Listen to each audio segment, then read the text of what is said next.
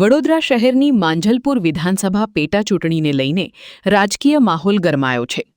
કોંગ્રેસ ઉમેદવાર ભીખાભાઈ રબારીના સમર્થનમાં પૂર્વ કેન્દ્રીય કેબિનેટ મંત્રી અને પૂર્વ ગુજરાત પ્રદેશ કોંગ્રેસ પ્રમુખ ભરતસિંહ સોલંકીએ માંજલપુર ગામમાં જનસંપર્ક અભિયાન ચલાવ્યું હતું. આ દરમિયાન સ્થાનિક લોકોએ તેમનું ઉષ્માભર્યું સ્વાગત કર્યું હતું. વડોદરાની માંજલપુર વિધાનસભા પેટા ચૂંટણીને લઈને કોંગ્રેસે પ્રચારને વધુ વેગ આપ્યો છે.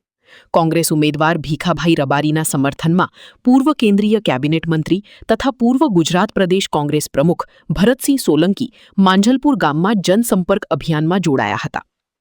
આ પ્રસંગે તેમની સાથે કોંગ્રેસના આગેવાનો અને કાર્યકરો પણ મોટી સંખ્યામાં ઉપસ્થિત રહ્યા હતા.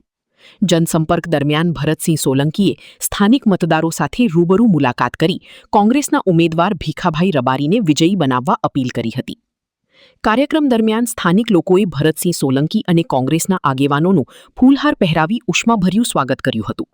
સમગ્ર જનસંપર્ક અભિયાન દરમિયાન કોંગ્રેસના કાર્યકરોમાં ઉત્સાહનો માહોલ જોવા મળ્યો હતો. માંજલપુર વિધાનસભાની પેટા ચૂંટણી એકલા વડોદરા શહેર માટે નહીં પરંતુ સમગ્ર ગુજરાત અને દેશ માટે બહુ મહત્વની છે.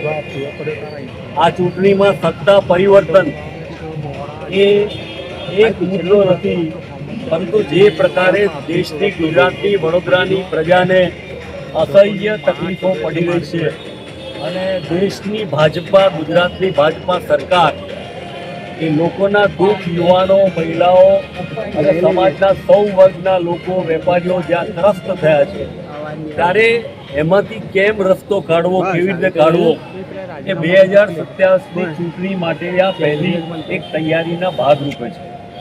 ત્યારે એમાં જો ખરેખર પ્રજા સમજે છે, મોંઘવારી જે રીતે માજા મૂકી છે, ભ્રષ્ટાચારે માજા મૂકી છે, જુલમ વધ્યો છે, કાયદોની વ્યવસ્થાની સ્થિતિ બગડી છે, ત્યારે પ્રજા આ ચૂંટણીમાં ભાજપને જાકારો આપે એના દ્વારા આવનારી ભવિષ્યની ગુજરાતની રાજકીય પરિસ્થિતિ, ગુજરાતના લોકોનું કલ્યાણ અને ભવિષ્ય એની દિશા નક્કી કરશે. બરોબર, જે રીતે આજે શિક્ષણ પ્રધાન રાજીનામું આપ્યું આજે છે જો આ શિક્ષણ પ્રધાનનું રાજીનામું કેટલો સમય ગયો, કેટલા બધા જુવાનોએ માર ખાધો, લાઠીઓ ખાધી, સહન કર્યું અને કેટલાય કાર્યકરો એ તમામ લોકો દેશના જોઈ રહ્યા. રાહુલજીએ આ યુવાનોને બળ પૂરું પાડ્યું, પ્રોત્સાહન પૂરું પાડ્યું, નેતૃત્વ પૂરું પાડ્યું અને એ દ્વારા આજે એવી પરિસ્થિતિનું નિર્માણ થયું કે એમને ભય અને ડર લાગ્યો કે એમની સરકાર ભવિષ્યમાં દેશમાં ક્રાંતિ આવે અને વિશ્વના બીજા દેશોમાં જે પરિસ્થિતિ થઈ છે એવી થવાની શક્યતાની એક શરૂઆત જે થઈ છે એના ભાગરૂપે આટલા લાંબા સમય પછી આ ધર્મેન્દ્ર પ્રધાનનું રાજીનામું પડ્યું છે.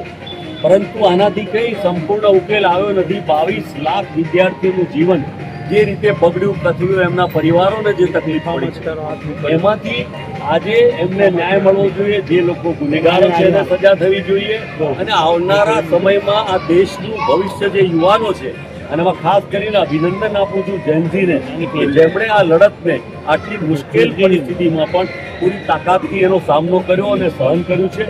આ એક દિશા બતાવે છે, આવનારા સમયની દિશા બતાવે છે અને એ ચોક્કસ પ્રમાણે એક પરિવર્તનની દિશાનો પવન ફૂંકાય.